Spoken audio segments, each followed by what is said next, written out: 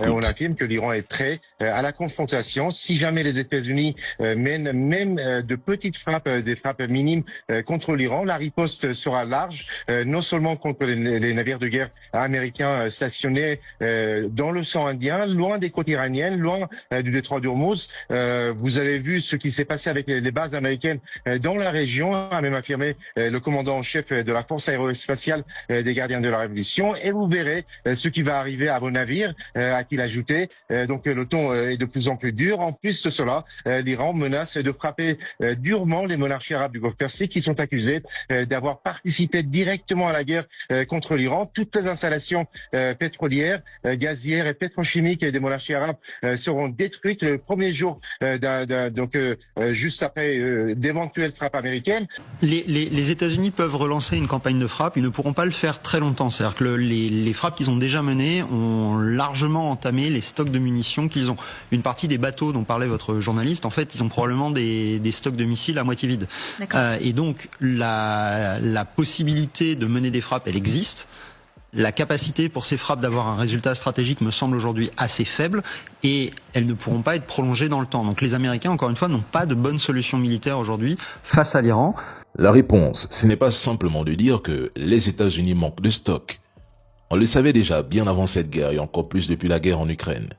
La vraie question est, qu'est-ce que les États-Unis peuvent encore faire qu'ils n'ont pas déjà tenté?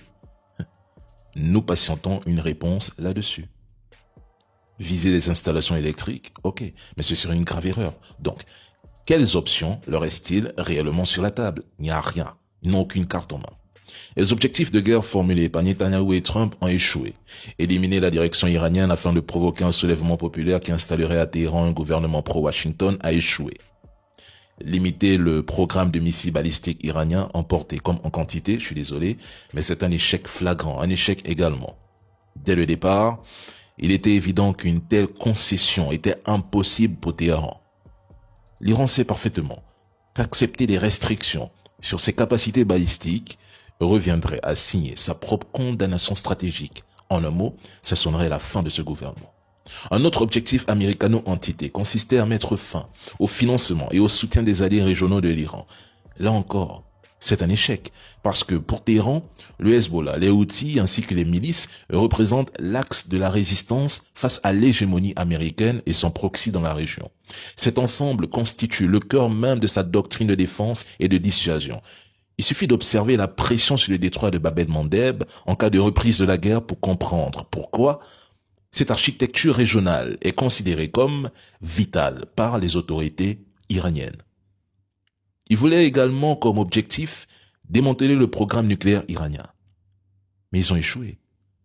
L'uranium est en Iran et intact. Les États-Unis font face à un échec stratégique majeur. On le dit depuis le 28 février. Le 28. 60 jours plus tard,